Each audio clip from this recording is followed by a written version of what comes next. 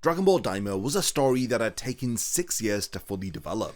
The series just wrapped up last week with the release of episode 20, with the story being centered around Goku and company being transformed into children, which leads into a fascinating adventure through the Demon Realm. Now, Toriyama was initially supposed to have minimal involvement within this series, but he ended up creating most of Dragon Ball Daima, with it being revealed that Daima is strongly connected to the original manga's Majin Buu arc. This was the final Dragon Ball related project that Toriyama had worked on before his death on the 1st of March 2024.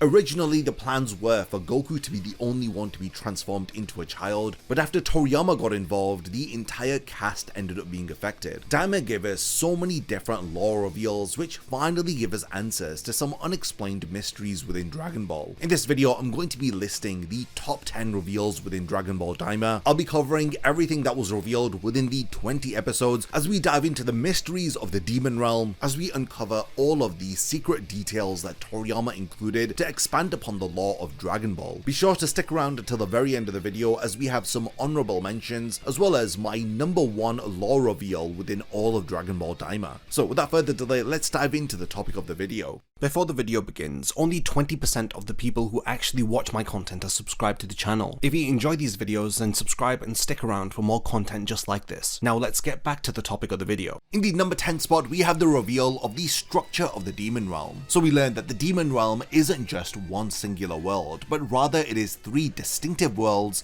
which each have their own unique characteristics and inhabitants. As Glorio had explained to Goku within episode 3, the Demon Realm consists of the first, second and third demon world, and each have their own distinctive hierarchies and access restrictions. The first demon world is only accessible to members of the palace and houses the Demon King's residence.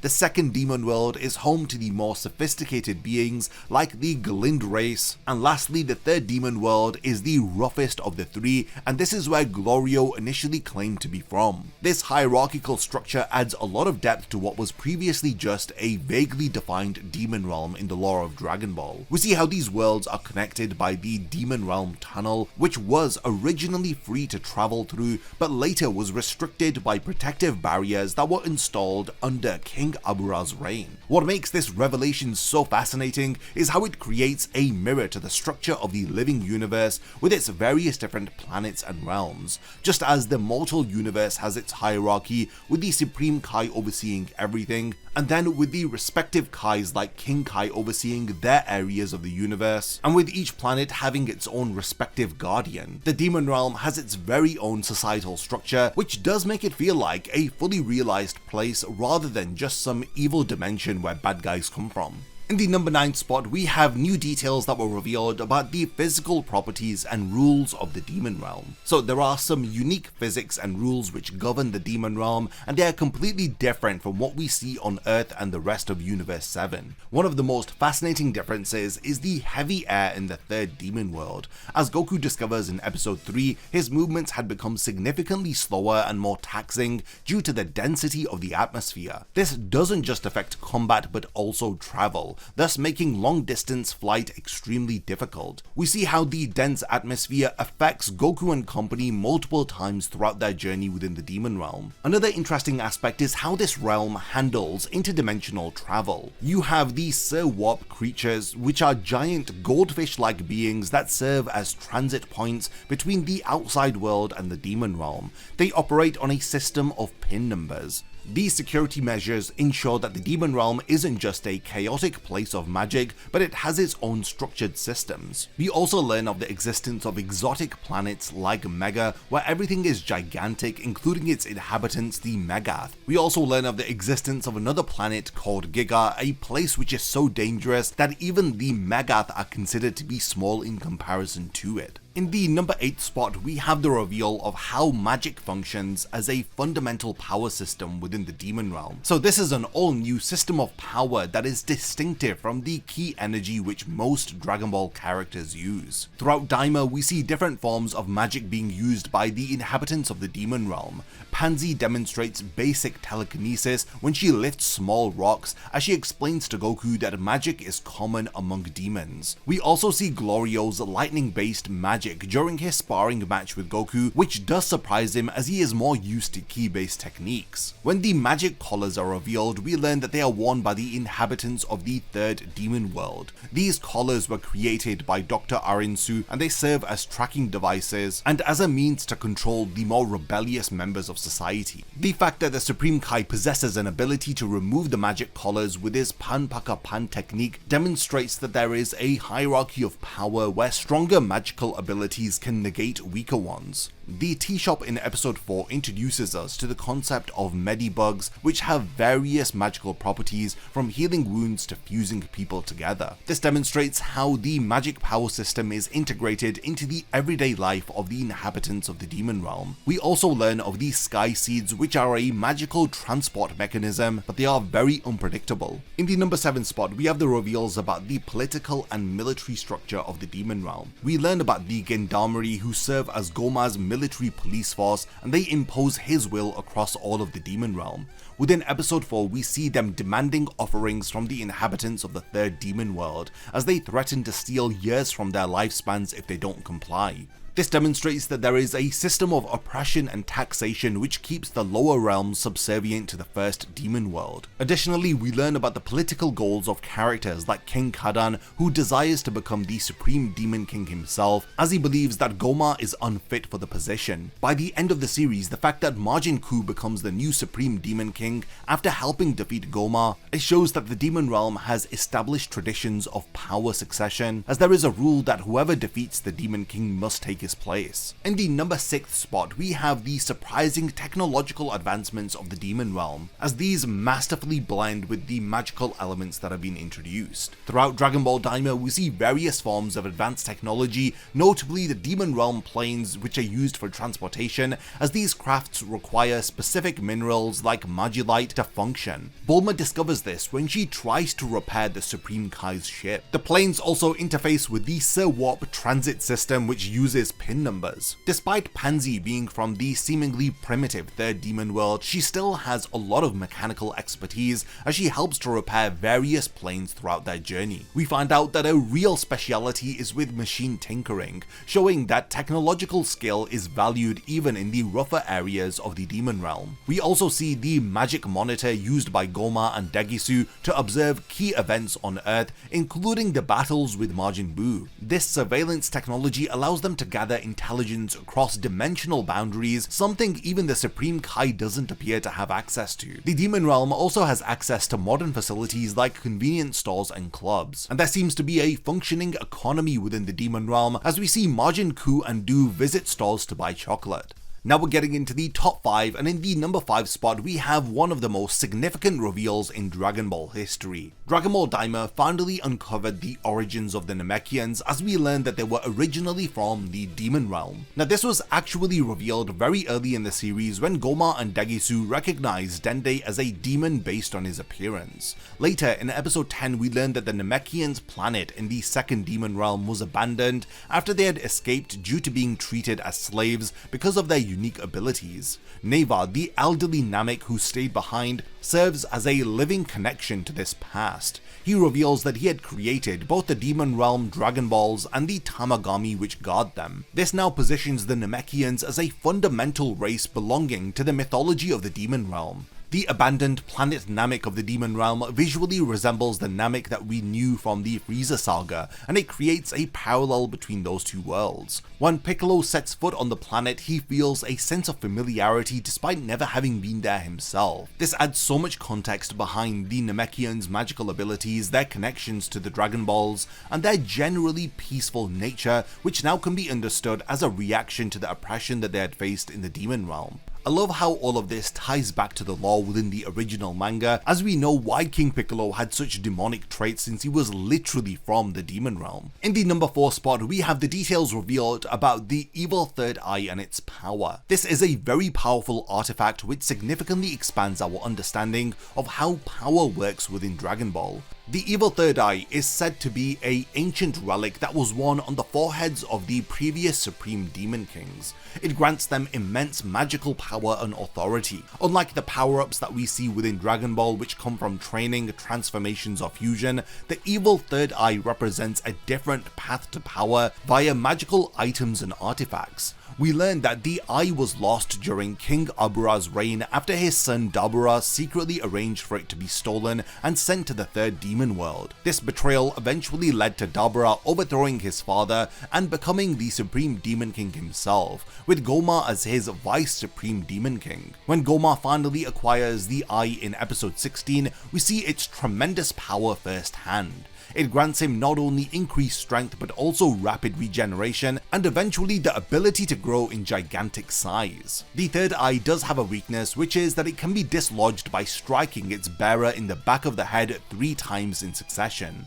Personally, this was one of my favorite additions within Daima. It was very unique and it had that Toriyama sense of humor, especially with the reveal at the end that there are actually 3 evil third eyes in existence, with the shop owner having sold one long ago, and this is presumably the one that Goma ended up acquiring. So with this revelation that there are 2 more evil third eyes, it sets up some interesting possibilities for future stories which could be centered around the demon realm. Now we're breaking into the top 3 reveals, and in the number 3 spot we have the shocking revelation about the true origins of Majin Buu. In episode 8 we learned that Majin Buu was created not by Bibidi as previously believed, but by the witch Marba at Bibidi's request. So yeah, Buu was created millions of years ago within the demon realm. Marba describes Buu as a fluke who, though powerful, could not be controlled and went on a rampage that threw the demon realm into chaos. This rampage was apparently so devastating that it prompted the Glind race to leave the second demon world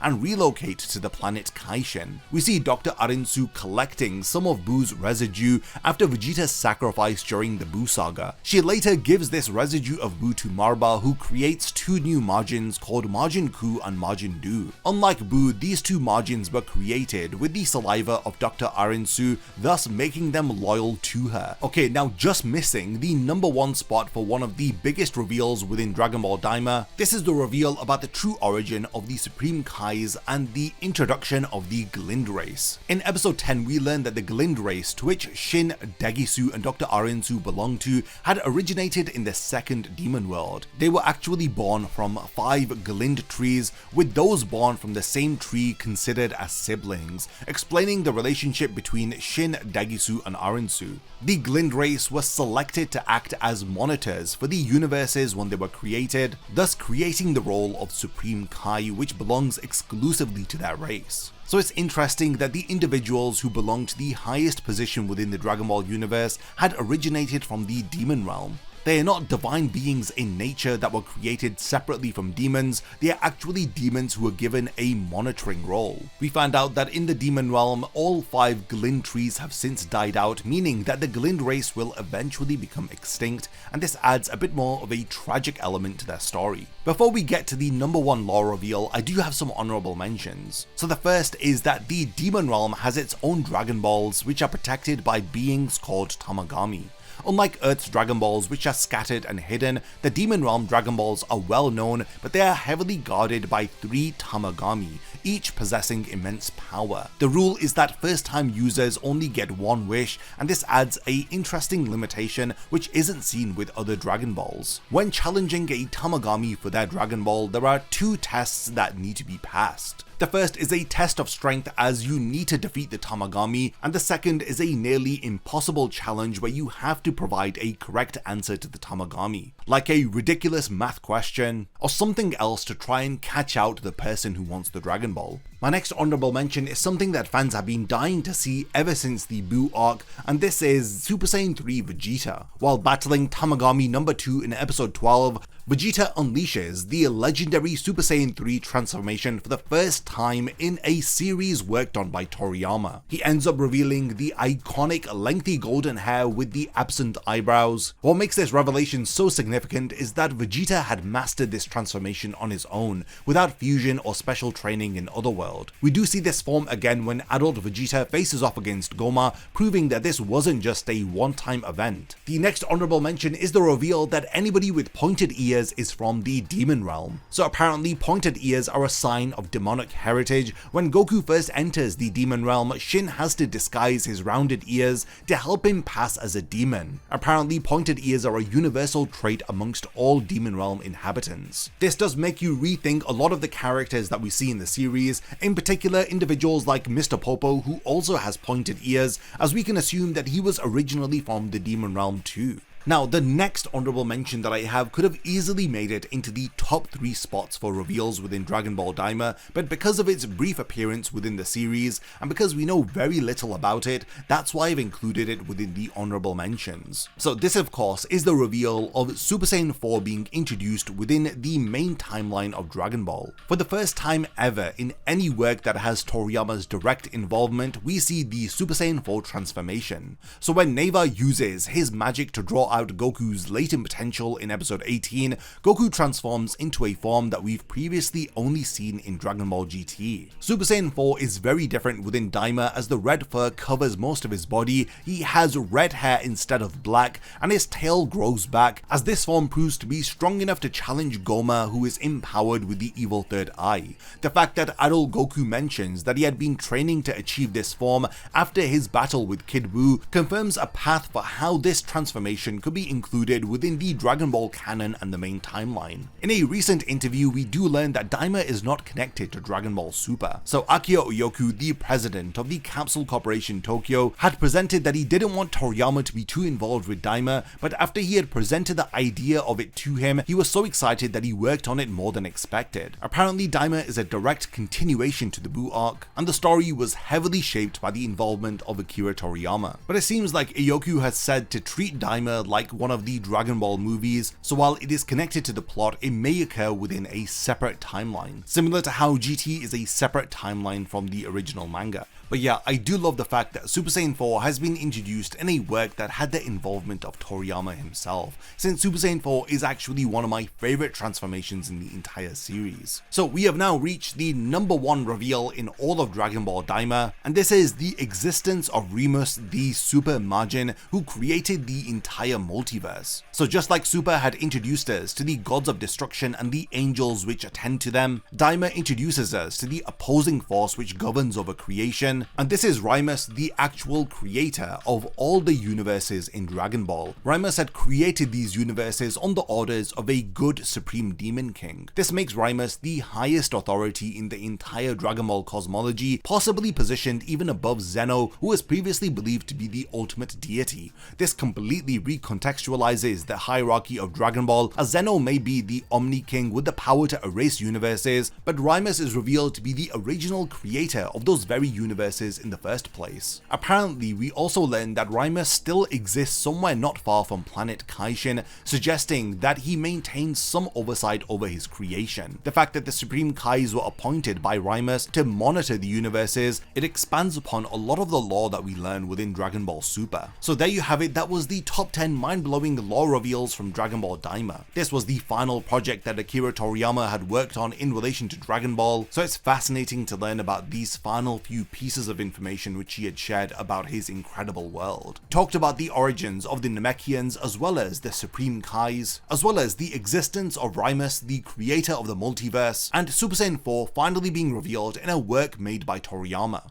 What are your thoughts about all of these huge reveals from Dragon Ball Daima? If there's anything that I've forgotten to mention, then let me know by continuing the discussion in the comments. And lastly, thanks for making it to the end of this one, and I cannot wait to see you in my next Dragon Ball video.